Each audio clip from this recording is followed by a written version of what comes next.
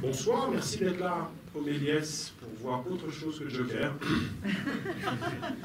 Manon était même tenté de changer de salle, il a dans salle 1. Mais il y a aussi du monde en deux qui peut vraiment venir. Je vous présente Manon Hotz, Grégory Cohen et du blog documentaire Cédric Malle qui animera la rencontre. Et Manon va nous présenter aussi les autres collaborateurs et invités de la séance. Oui, bonsoir. Ben oui, il y a une partie de l'équipe de film qui est avec nous. Donc Céline Loiseau, productrice du film. Téléproduction. Pascal Anoyer, la monteuse du film.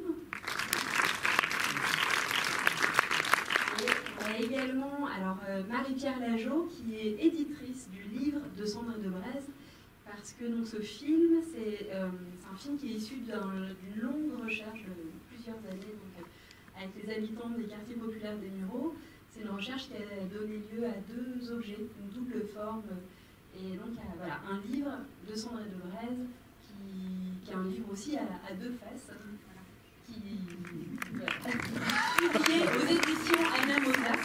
Et donc, Marie-Pierre Lageau fait partie des très belles éditions Anna Mozart, sur lesquelles peut-être je me laisse dire un mot, parce que c'est aussi une soirée en partenariat avec la Folie. Oui, c'est ça, en fait, on présente à la fois le film et le livre, même si là, tout de suite, on est plutôt dans une salle de cinéma. Oui, parce que les 2 objets vont complètement ensemble, ont été conçus ensemble. Manon vous en parlera. Et, voilà. Et nous, les éditeurs de Namosa, ça nous intéressait parce qu'on est un éditeur de sciences sociales qui nous intéressons à d'autres manières d'écrire les sciences sociales.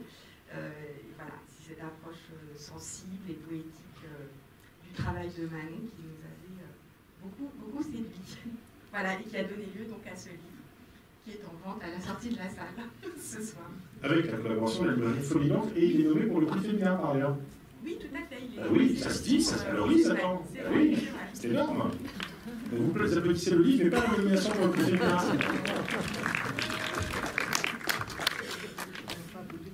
Un petit dernier mot pour présenter le film du coup, Manon, vous voulez parler? Non, plutôt. Et en général, moi je préfère plutôt parler après. Ce qu'on peut juste dire, c'est que c'est un film qui est donc, issu d'un long travail de recherche au Mureaux, d'une histoire de rencontre. Donc un film qui se compose par fragments, qui invite, c'est une sorte de balade à travers ce territoire ouvrier en mutation, et qui nous invite à rencontrer différents habitants, d'anciens ouvriers de l'usine, des jeunes qui grandissent aujourd'hui. C'est une balade à la fois politique, poétique. Le film dure 1h15. Et donc on sera là à l'issue, tous ensemble, à l'issue de la séance, pour répondre à vos questions. Si vous avez des réactions, on sera très heureux d'échanger avec vous. Et bonne projection. Merci à tous, à tout à l'heure.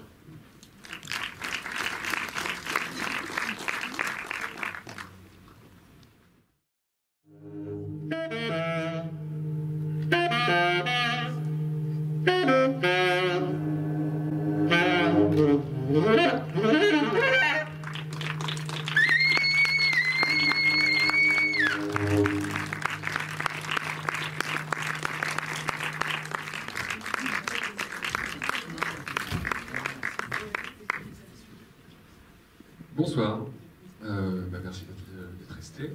Je vais commencer par poser quelques questions à vous deux, et puis vous intervenez à peu près quand vous voulez, on fait ça de manière détendue. Peut-être qu'on peut commencer par le commencement maintenant. D'où vient cette idée de faire un film là-bas, et quelles étaient tes intentions finalement avec ce film? Je sais pas si vous voulez regarder. Les intentions. Pourquoi aller planter sa caméra là-bas? Qu'est-ce que tu cherchais? Alors ce que je cherchais, je ne savais pas au début, ça s'est construit petit à petit.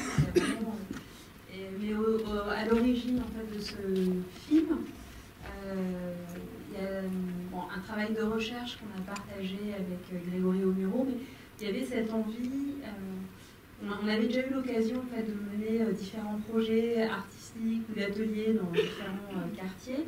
À chaque fois, on avait eu le sentiment de faire ça sur des durées un peu trop courtes. Il y avait comme ça une sorte aussi de frustration et on avait envie de prendre le temps, et pas seulement quelques mois, pas seulement 1 an, pas seulement 2 ans, mais de se donner plusieurs années pour travailler avec des habitants d'un quartier autour de leurs paroles, de leur histoire, de leurs récits.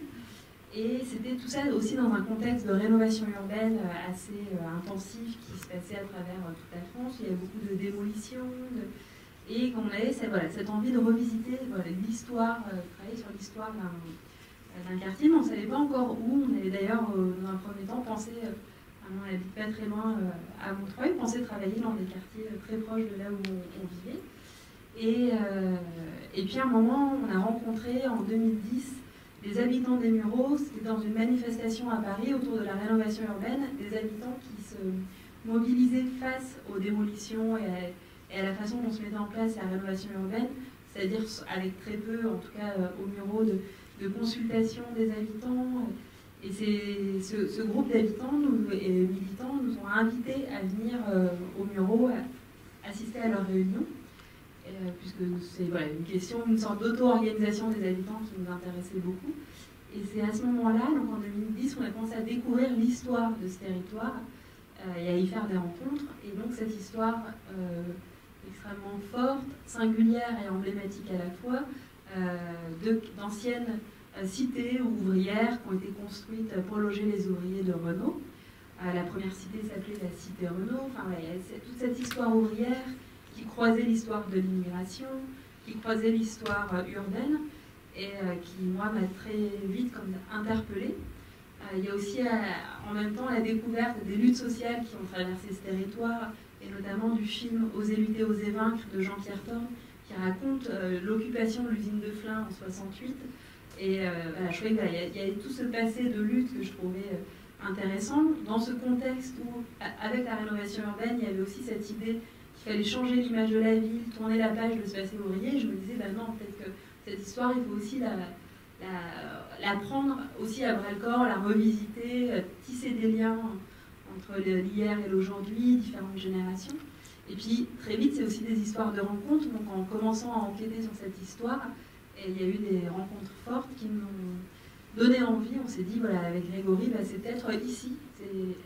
On habitait de l'autre côté dans la région, on faisait plus de la Seine-Saint-Denis, mais pourquoi pas aller se dire qu'on allait passer les années quelques années à travailler sur l'histoire de ce territoire avec des habitants, avec des associations dans les Yvelines.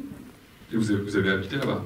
Et on a aussi habité un temps là-bas dans le cadre de tout ce travail, et qui est associé à une recherche, parce que pour nous donner les moyens et le temps de passer plusieurs années, de faire vraiment un travail en immersion, comme on dit, d'habiter, et de mettre en place un certain nombre de projets autour de l'image aussi, dans le quartier, avec les associations. Il fallait un cadre particulier. On a tous les deux commencé un travail de recherche, en fait, de thèse, ce qui nous a donné, on a eu chacun une bourse qui nous a donné permis de commencer, nous donner ce temps. C'est-à-dire aussi qu'on savait un peu où on mettait les pieds, et du coup, on savait qu'aller faire des images au bureau, ça allait être quelque chose qui n'allait pas forcément évident, parce que c'est vrai que dans beaucoup de cités, alors c'est même pas qu'au bureau, mais c'est à travers la France, du coup, il y a quand même un rapport à l'image qui est assez compliqué, parce que c'est des lieux qui sont un peu surmédiatisés, qui sont beaucoup parlés par d'autres, et donc ce qui fait qu'ensuite il y a une certaine méfiance des gens qui habitent. Et d'autant plus qu'au Mureaux, juste avant qu'on y arrive, il y avait notamment eu un reportage d'enquête exclusif qui avait été fait juste 1 an avant qu'on y arrive. Il faut expliquer que vous n'avez pas la même caméra qu'M6. Voilà, mais ça c'est très compliqué en fait, le temps d'arriver à faire comprendre que nous on est là pour autre chose, parce que généralement les gens, on s'est présenté en plus de différentes façons, disant qu'on faisait de la recherche, disant qu'on était réalisateur, qu'on était plutôt artiste, etc. Mais malgré tout, les gens nous associent à ce qu'ils ont l'habitude de voir, et les gens qui connaissent, et donc les gens qui viennent au Mureaux, soit pour faire des images, soit pour faire de la recherche. Pour les images, en l'occurrence, c'est plutôt des images journalistiques. Et quand c'est plus dans un cadre de recherche, c'est souvent des gens mandatés par le bailleur ou la municipalité, du coup, pour faire des enquêtes sociales et faire par exemple des opérations de relogement, etc. Nous, c'est vrai que pendant très longtemps, c'était à ça qu'on était associés. On n'était pas des Mureaux, on y connaissait, donc on avait rencontré ces militants dans ce qu'on dit mobilisés autour de la rénovation urbaine, mais on ne connaissait pas beaucoup d'autres gens. Donc au départ, voilà, il y avait un peu une image à construire, et c'est vrai que pour ça, il me semblait d'une important de prendre le temps et d'essayer le plus possible de développer des projets sur place et de faire des choses en fait avec les habitants et les associations qu'on rencontrait. Justement, vous avez, je crois savoir que vous avez pas coécrit, mais presque, enfin, vous avez associé les habitants au projet de film. Est-ce que vous pouvez nous expliquer un peu comment vous avez travaillé avec eux sur le film pendant le tournage notamment? Oui, alors oui, c'est un film qui s'est construit en dialogue, mais sur le temps long, et parce que c'est vraiment une histoire de rencontre, et à chaque fois c'est des rencontres singulières, et donc avec chacun des personnages qu'on voit dans le film, on a réfléchi ensemble à des questions de mise en scène, comment est-ce qu'on allait essayer de créer que le film devienne un espace pour des paroles qu'on entend peu, comment mettre en scène leur histoire, où, quel lieu, et avec chacun, voilà, on a par exemple avec les Chromes, qui sont la bande de copains qui, au pied de leur immeuble, qui miment les gestes de Renault. Pour eux, on était d'accord très vite sur le fait que ce qui nous intéressait, c'était cette parole collective, la façon dont la parole circule dans le groupe, ce côté dont les répliques, la façon dont il y en a qui dit quelque chose et l'autre répète un mot, et puis c'est devenu, et ça c'est au moment du tournage, très chorégraphique aussi, et cette idée voilà, de filmer en groupe à cet endroit où d'habitude on entend peu de, voilà, pas une parole, où là c'était une parole qui pouvait venir faire rupture, surprendre, très consciente, très sur les questions de travail, de la crise, avec Yannick qui est le jeune rappeur du film, avec lui il y avait ce personnage de rêveur qui se transforme nuit après nuit, à l'agent de sécurité qui est aussi rappeur, qui est rêveur, et lui il nous a proposé comme scène, la scène où il avait envie de déployer son histoire et son imaginaire, c'était le toit d'une tour de la cité. Avec Momo, celui qu'on voit à côté du feu, justement c'était avec lui dans la discussion au fil des mois, on s'est dit voilà, s'il y avait un endroit où sa parole pouvait surgir, émerger différemment, c'était peut-être une nuit entière à côté d'un feu, un endroit très particulier qu'on ne voit pas dans le film, mais qui ne se trouve pas au Mureaux. On est parti plus loin, à 200 km, parce qu'on est en Normandie, à côté d'un phare où il est allé, lui, à toutes les étapes de sa vie, aussi bien quand il était jeune et qu'il faisait des braquages, et plus tard comme militant, plus tard encore avec ses enfants. Donc c'est un endroit où voilà, toute sa vie, enfin les étapes de sa vie étaient jalonnées. Et donc ça a permis voilà, c'était un lieu qui était évocateur de souvenirs, et ça a permis tout ce travail, ces choix de mise en scène, ces choix de lieu, de faire émerger une parole qui était très surprenante, parce que ce qu'il a dit cette nuit-là, il nous l'avait jamais dit avant, alors qu'on avait déjà passé des nuits blanches à parler de sa vie, que c'était un voisin qui venait le soir, voilà, il nous racontait. Et là, peut-être parce que la nuit, parce que le feu, parce que ce périple jusqu'à Cailleux-sur-Mer. Et avec Antoinette, on avait décidé, c'est elle qui avait proposé le bord de l'eau. Et cette idée aussi de ramener ces éléments, travailler les éléments, travailler sur des espaces en lisière, c'était aussi une façon, comme le choix de chercher d'autres paroles, comme le choix de filmer la nuit, qui s'était avéré à un moment aussi propice aux confidences, propice à une autre parole, dans tout ce temps qu'on a passé au Mureaux. Donc, tous ces choix de mise en scène, ils ont été discutés avec les uns et les autres, et on regardait les images régulièrement ensemble pendant le tournage. C'est comme ça que ça s'est construit petit à petit. Et ce qu'il faut voir aussi, c'est que finalement c'est quelque chose qui s'est beaucoup improvisé sur le moment du tournage, parce que donc, on avait tous ces échanges avec les différents personnages avant de tourner les séquences, mais c'était sur le moment en fait où on essayait des choses, et c'est comme ça en fait, on les trouvait ensemble sur le moment même du tournage. C'était pas, les choses n'étaient pas si préméditées que ça en fait. Et pas si écrites, c'est-à-dire que vous décidiez d'une mise en scène, d'une mise en situation, et que vous ne saviez pas ce qu'il allait advenir devant la caméra. L'idée c'était plutôt d'essayer de mettre en place du coup, des conditions pour que quelque chose advienne au moment du tournage. Et par exemple, c'est vrai que des fois on a vraiment été surpris en effet, parce que Momo par exemple, voilà, il habite à côté de chez nous, donc il venait comme ça très régulièrement le soir pour nous raconter différents épisodes de sa vie. Et comme tu l'as dit, en effet, c'est vrai que...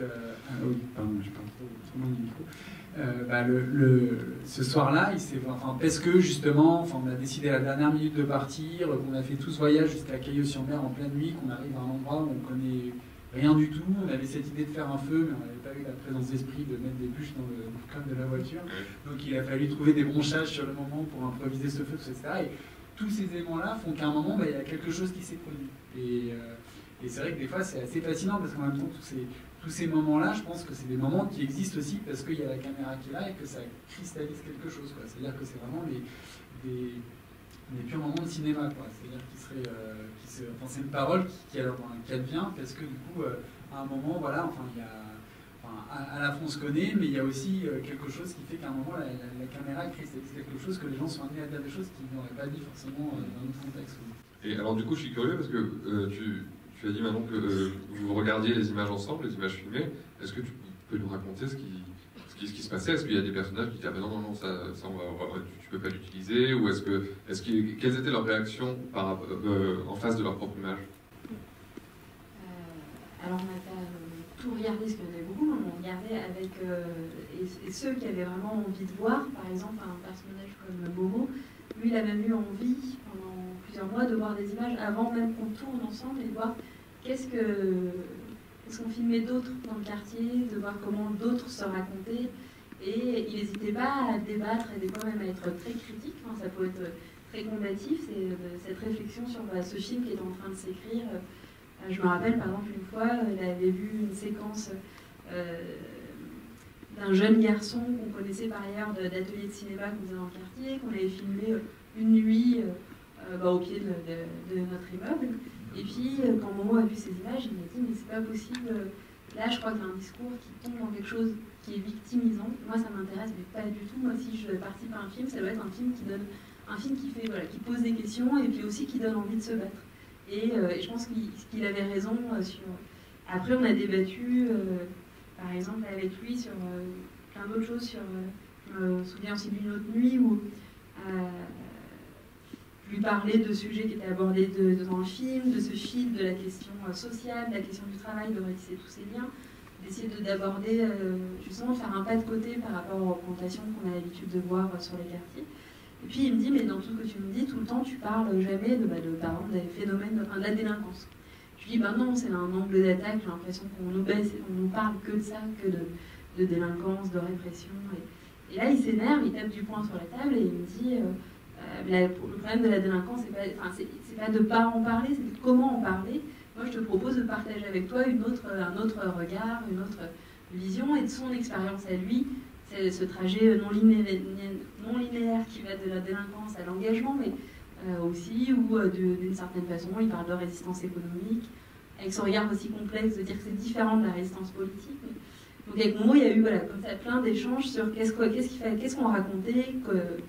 Et avec les autres, mais chacun avec sa personnalité, son univers.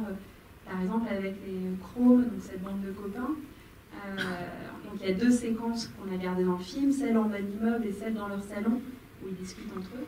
Et celle dans le salon était partie d'une réaction au visionnage de la première, où même s'il y a quelque chose de très chorégraphique qui s'installait, dans ce rapport frontal à la caméra, ils sont tous alignés, la caméra se trouve face à eux, on avait tous ressenti qu'il y avait quelque chose qui était, c'est pas que c'était statique, mais on s'est dit qu'il fallait qu'on expérimente autre chose, c'est-à-dire une caméra qui circulait comme la parole circule entre eux.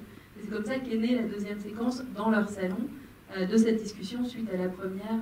Donc ça s'est vraiment ajusté petit à petit, peut-être pour compléter un peu ce que disait Grégory, mais c'est vrai que j'ai l'impression qu'il y a eu un enjeu à un moment à ce que le film, ça devienne un espace, une scène, comme une façon d'entrer dans un processus de création en commun, que chacun pouvait investir à sa façon, souvent par la parole, ou Yannick par sa façon de se mettre en scène, mais cette idée de scène et de construire une scène et un espace pour d'autres paroles, d'autres images aussi, c'est quelque chose d'assez important. Et alors, on a parlé pas mal de Momo et de cette séquence assez forte du film, Autour du feu. Moi, quand je l'ai vu la première fois, je me suis dit, tiens, c'est peut-être... En fait, je me suis posé beaucoup de questions sur le titre de Cendres de braise, et je me suis dit, tiens, peut-être que ce titre, en fait, il est né lors de ce tournage-là, Autour du feu. Est-ce que je me trompe complètement? Et si je me trompe complètement, d'où vient ce titre? Alors, il est venu bien plus tard, mais il fait évidemment très écho à cette séquence. Il est venu en cours de montage. Il a même été soufflé par quelqu'un en visionnage de travail, quelqu'un qui fait partie de Périphérie, puisqu'on a dans la salle Gildas qui nous a rejoint. Donc Périphérie, association qui est basée à Montreuil, au sein de laquelle j'ai monté le film. Et un jour, en visionnage de travail, c'est Tanguy Perron qui fait partie de Périphérie. On débattait des différents titres auxquels on pensait pour ce film. Pendant très longtemps, le film s'appelait Encore une nuit à traverser. Et on oscillait tout le temps entre des films autour de cette idée de nuit qu'on traverse jusqu'à un jour qui se lève, ou autour de quelque chose qui avait à voir plutôt avec le motif du feu, du feu de ce qui s'éteint, de ce qui renaît, de ce qui reste, et surtout des liens, justement cette idée de ne pas avoir envie de figer, mais qu'il y a des choses qui se transforment, mais en tout cas qu'il y a des ruptures et des continuités. Et du coup, les cendres et les braises, quand c'est arrivé, alors c'était pas arrivé, Tanguy, c'était pas arrivé directement comme 2 cendres de braise, mais il disait la cendre, la braise, et du coup, quand c'est arrivé, ça nous a semblé juste par rapport à quelque chose qui s'est construit petit à petit, plutôt en montage, cette présence du feu qu'on trouve dans les archives de Jean-Pierre Thorne, le feu de 68, du feu aujourd'hui dans les grèves à l'usine, du feu des barbecues dans la cité, du feu des maïs, et puis Momo, cette scène où il remue les braises, parce que toute cette nuit, il fallait garder ce feu allumé.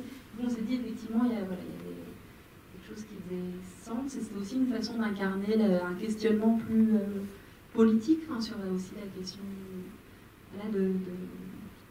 oui, le feu à voir avec le politique, l'engagement, la révolte. Qu'est-ce que ce feu de 68 qui a traversé aujourd'hui, comment les feux se transforment.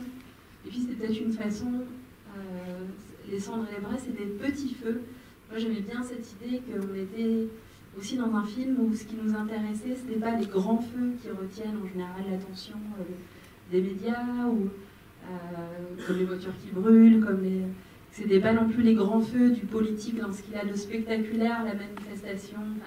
C'était les petits feux, c'est-à-dire le politique dans ce qu'il a de plus ordinaire, d'une parole, d'un rêve qu'on exprime, d'une révolte, d'une colère, mais qui, dans une parole politique, inattendue à un moment, et que c'est tous ces petits feux qui, pour moi, sont aussi porteurs d'espoir. Et tu parles des archives, on peut peut-être s'arrêter un petit peu sur le montage du film, notamment les archives au début du film. Il y a une volonté esthétique de signifier cinématographiquement qu'il y a une continuité de l'histoire dans ce quartier. C'est-à-dire que les archives de Jean-Pierre Thorne arrivent par le son notamment, comme si c'était juste le prolongement de ce que vous filmez devant l'usine Renault.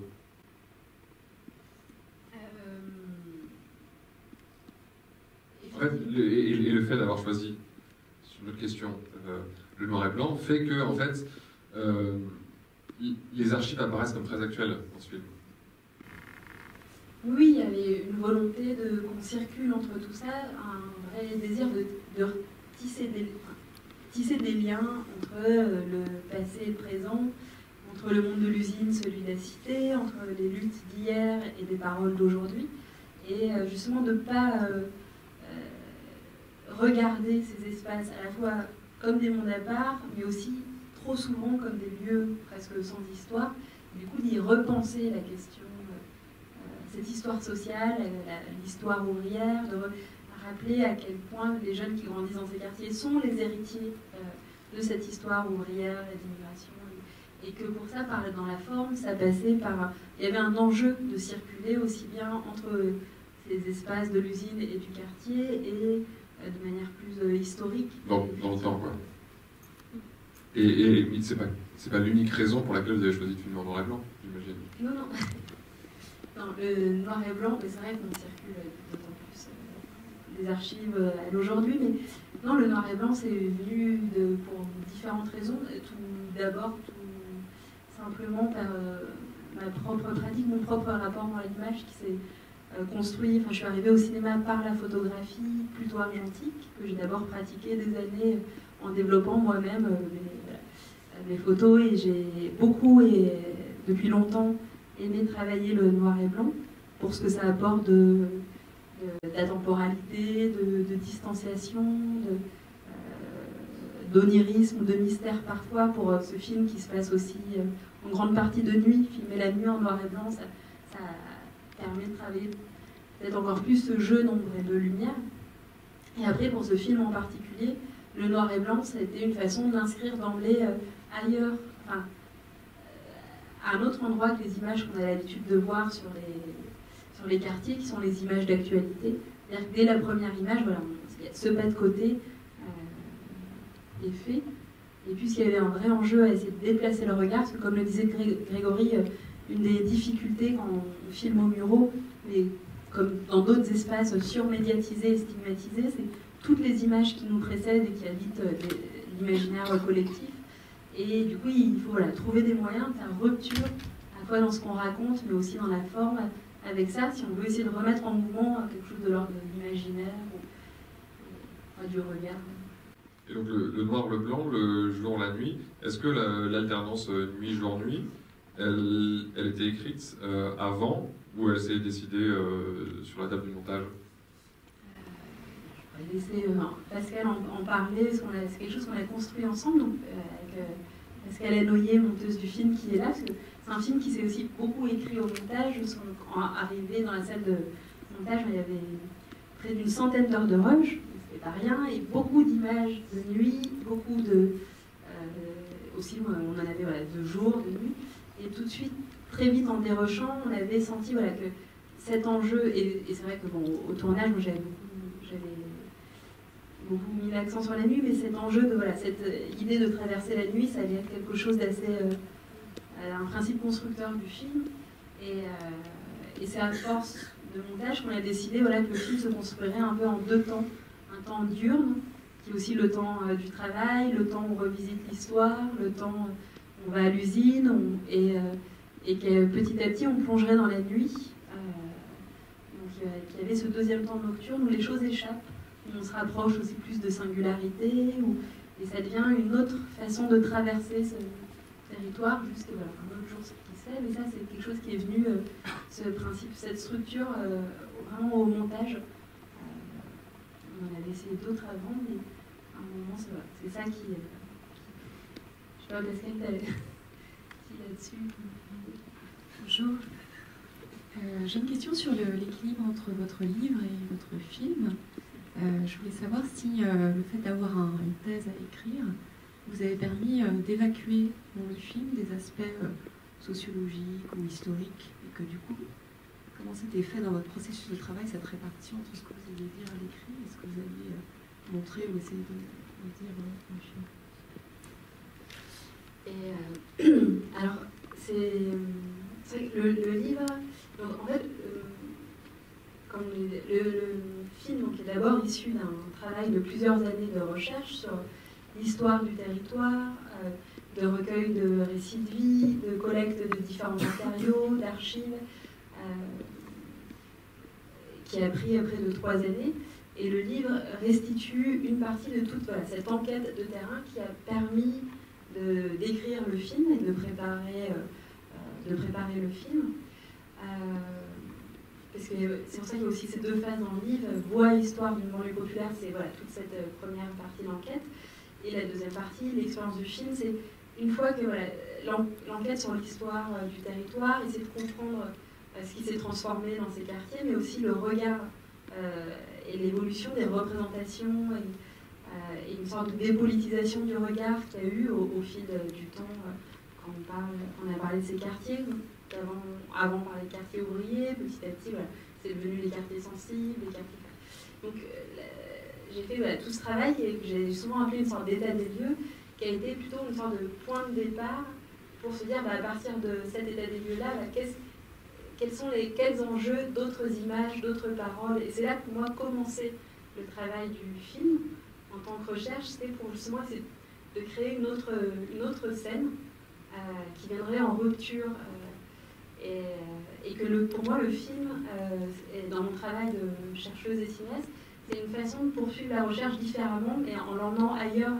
Et c'était sûr, dès le départ, je savais que je n'avais pas envie d'un film qui serait didactique, mais voilà, un film qui serait nourri de tout ce regard plus historique, plus sociologique, mais un film qui se joue aussi sur des questions sensibles, sur où la transformation du regard, c'est aussi par une forme qui se réinvente avec les gens, dans cette envie de créer un espace pour d'autres paroles. Donc il y avait aussi un enjeu, que ce soit un film qui laisse vraiment de la place. C'est vrai que parfois, dans un travail écrit de recherche, on cherche à être plus exhaustif, à tout délimiter. Alors que je trouve un film, moi c'est vrai que j'aime bien quand je regarde des films, qu'on me laisse aussi, moi, me poser des questions, tisser mes propres liens, ressentir. Et du coup, c'est vrai que pour moi, c'était très complémentaire. Alors même si le texte et le livre qu'on a découlé, c'est ça qui était aussi assez intéressant dans tout ce processus, c'est que en fait, j'ai écrit le texte après avoir terminé le film, et en fait, après avoir vécu une expérience de film qui est aussi une expérience humaine, et c'est plus possible d'écrire pareil, d'écrire de manière académique, on va dire. Il fallait trouver une autre façon d'écrire, peut-être plus sensible, plus littéraire et surtout plus accessible. Pour moi, ça n'aurait pas fait sens d'écrire pour un public de spécialistes, mais il fallait que y ait dans l'écriture quelque chose qui puisse être partagé avec les premiers concernés, avec les personnes avec qui j'avais fait tout ce travail.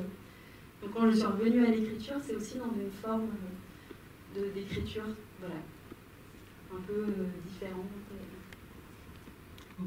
Pour moi, c'est plus un film qu'un documentaire. Excusez-moi, c'est moi là.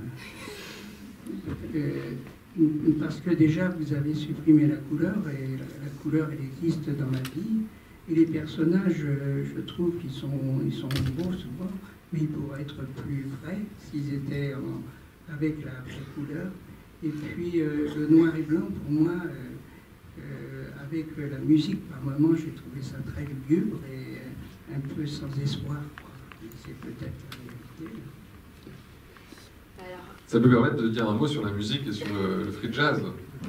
Oui, et sur le fait que les ressentis, les perceptions sont aussi très subjectives, parce que par exemple pour moi, finalement, dans la nuit et chez ces personnages, je vois quelque chose de plutôt très lumineux, et dans la musique et dans ces petites lumières, j'y vois plus des lucioles au sens positif du terme. Et la musique, il y avait cette envie aussi d'aller chercher une musique. Alors il y a la musique de Yannick, écoutée dans le quartier, et en travaillant avec Akoche, qui lui vient du free jazz, pour moi, qui était une musique assez combative, et en même temps qui mixe son sax et son jazz avec des musiques qui viennent, des sonorités qui viennent de loin, comme des clochettes, comme le gong tibétain, comme la flûte transylvaine. Il a un univers comme ça très onirique aussi. Moi, c'est au contraire une façon de leur donner aussi une sorte de souffle et d'aller vers d'autres imaginaires. Alors moi, j'ai plutôt eu envie de le construire, pas tant comme quelque chose de lugubre, mais vraiment plutôt quelque chose un mouvement plus lumineux, ce qui m'a beaucoup touchée, c'est cette très grande lucidité des désespoirs. Et je pense, du coup, on sent effectivement une histoire sociale, le poids d'une situation sociale. On a quand même une usine, effectivement, qui passe de 23 000 ouvriers à moins de 5 000 aujourd'hui, des jeunes qui nous racontent la précarité dans le travail d'intérimaire et tout ça. Et d'un autre côté, il y a effectivement pour moi une forme de combativité, de lucidité, de paroles extrêmement conscientes politiques et qui sont aussi, pour moi, aussi une source d'espoir. Justement dans ces paroles, même quand par exemple les Chromes, donc ces jeunes en bas d'immeuble, nous parlent du travail à la chaîne, de leur père, ce qui a changé pour eux. Ils ont une façon de le dire aussi avec une sorte d'humour. Il y a une clairvoyance, mais aussi un humour. Et on sent que c'est aussi des jeunes qui s'accrochent. Alors que le boulot qu'ils font aujourd'hui, il est c'est assez prolétarisé, comme le dit très bien un personnage dans d'autres secteurs, dans le tertiaire. Aujourd'hui, dans la livraison, dans ces services d'aide, dans la sécurité, dans l'aide à la personne, qu'occupe une bonne partie de ce groupe de jeunes. Et non, mais au-delà de ça aussi, j'ai envie de dire, du coup, on voit surtout des gens qui pensent et qui donc sont en mouvement, et moi je trouve que c'est quelque chose de plutôt rassurant en fait. Alors même si du coup le constat en effet il peut être inquiétant par certains aspects, enfin le fait de voir que les gens voilà, enfin, sont tout à fait conscients de ça, le pensent, l'ont très bien conscientisé, du coup enfin, pour moi je trouve que c'est plutôt la preuve qu'il y a des gens qui sont en mouvement et que ça ouvre des possibles en tout cas. Ils sont créatifs. Oui, ils sont philosophes qui nous disaient l'autre jour, ils sont aussi artistes de leur propre vie. Oui, merci déjà pour ce film, moi j'ai beaucoup aimé. Et oui, je voulais juste vous dire que je trouve que c'est un film très joyeux parce qu'on les voit souvent sourire et au contraire de désespoir, je trouve que ça fait du bien de voir un film un petit peu qui dramatise pas et on voit que les gens sont un peu au-dessus de ça, de leur désespoir potentiel. Donc, voilà.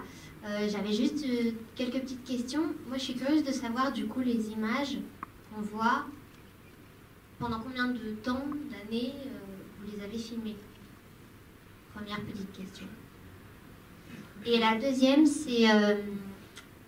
je pense que les gens vous répondent, par exemple, dans certaines scènes, ils viennent de répondre à une question sans doute que vous leur avez posée, mais on ne vous entend jamais.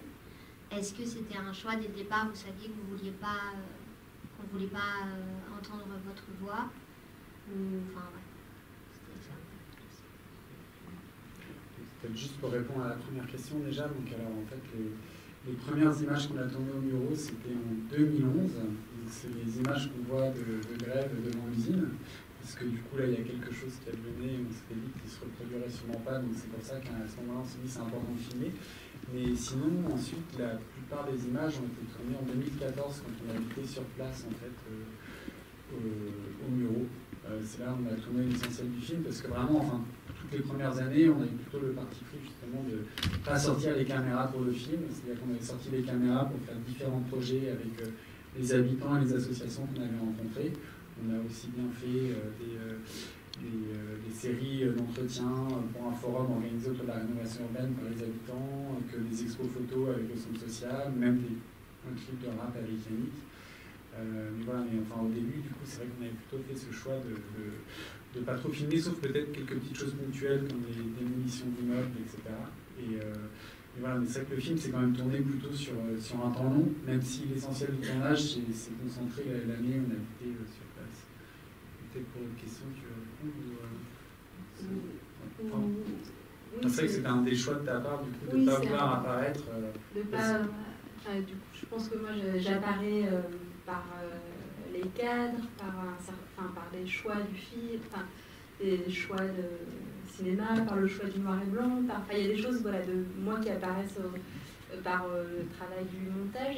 Mais les paroles qui me semblaient importantes à entendre, la scène, la façon...